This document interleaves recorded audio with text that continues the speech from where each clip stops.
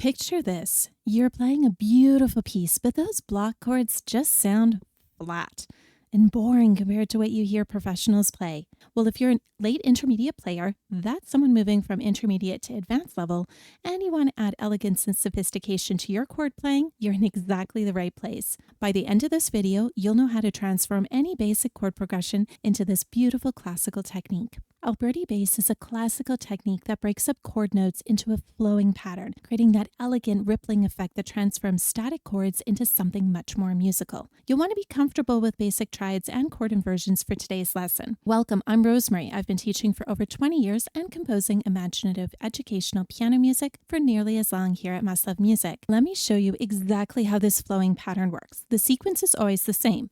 Bottom, top, middle, top, and it creates this beautiful flowing effect that adds movement and elegance to any chord progression. So here's an example.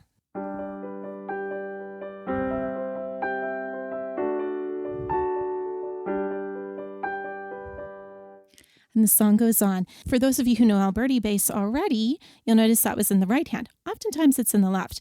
Now this piece, it's available on my website. You can scan here if you would like, but let's take a look at what makes this really unique and how do we play this pattern. We're going to start with G major. You can use this with any triad or any chord. However, the sequence is always the same. Bottom note, middle note, top note. So for G major, and we'll do left hand, it's going to be G, D, B, D. Do it with me. G, B, D. Excellent. Let's do a little faster. By the way, if this is helpful, please consider subscribing. It really means a lot, and also it lets me know that these videos help you. Here's where it gets really interesting. We can use this same pattern with chord inversions. So let's take that same G major chord, but we're going to move it into the first inversion. So I'm going to move up, B, G, D, G, right? B, G, D, G. Let's do it together if you haven't already. Kind of nice.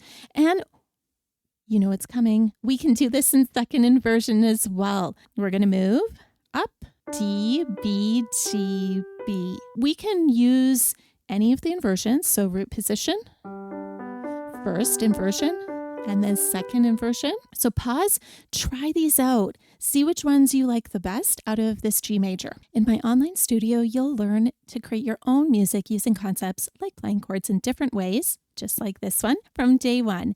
And you're going to build skills that let you compose and improvise at your own pace. My neurodivergent-friendly teaching approach means every lesson is accessible and designed for diverse learner needs, helping you develop your unique musical voice through personalized, inclusive instruction. Ready to explore music your own way? Visit mustlovemusic.ca or scan this QR code for a meet and greet for our studio.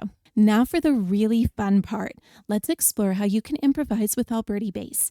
We're going to start with a simple chord progression. I'm going to use G major, C major, D major, and then go back to G major just to round it all out. And instead of playing block chords, we're going to go through the inversions, but using our Alberti Bass pattern. Okay, so let's start with G major. We're going to start a little lower than I did earlier. Root position, bottom, top, middle, top. Go to first inversion.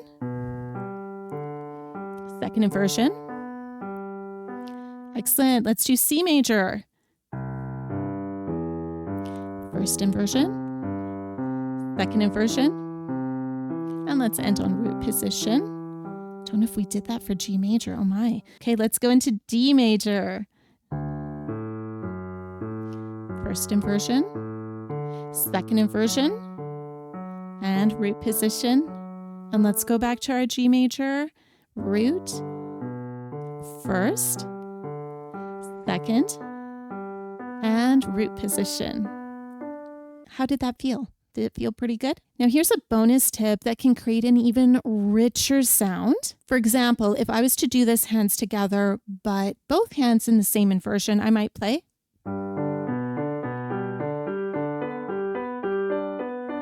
And go through all of them that way.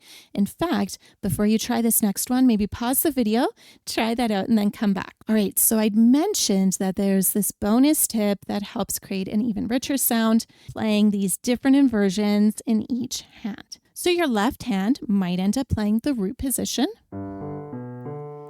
but your right hand might end up playing, say, the first inversion. So this is what it might sound and look like.